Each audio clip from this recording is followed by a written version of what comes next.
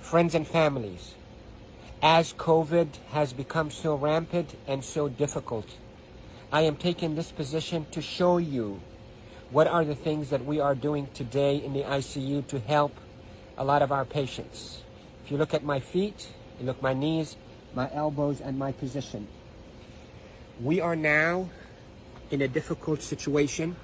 We're having hard time really delivering oxygen to our patients. We are having truly hard time treating our patients with respiratory failure on the ventilators. So what I showed you is one of the maneuvers that will help you move the oxygen into your lungs and move your lung secretions. So there are this position that I showed you at the beginning of this video helps you to send oxygen to the lower part of your lungs. COVID will attack the lower parts of your lungs, seep out fluids that is as thick as glue, block the lungs, and lead to suffocation, literally, and respiratory failure. Many studies, without a shadow of a doubt, have shown that the best way that we can deliver oxygen is we, the ICU team, place patients in a position on their stomach. Even the better position is what I showed you at the beginning of this video, where you're on your hands and your knees, then you drop your elbows like this and you put your head down and you breathe in deep and you cough. This is called proning. Proning, P-R-O-N-I-N-G, proning position. That position, search it on the internet so you'll see even more illustrations and details, but that position is extremely effective in mobilizing all that gunk and thick secretions, glue-like secretions out of the bottom of the lungs, which is the bigger part of the lungs, out so you can cough it up. And that will recruit your lungs and protect your lungs from suffocating with COVID. The hand washing, don't pick your nose, masks, is extremely essential, and there are a lot of people who are talking about it, but what I'm talking to you about is from the heart of the intensive care unit. Yesterday was a sad day. We called it a D-Day. You hear about the D-Day in World War II?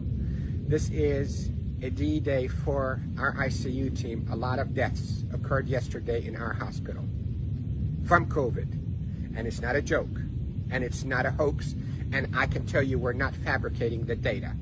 You have doubts and you think we, the doctors, are fabricating the data, you're entitled to that thought.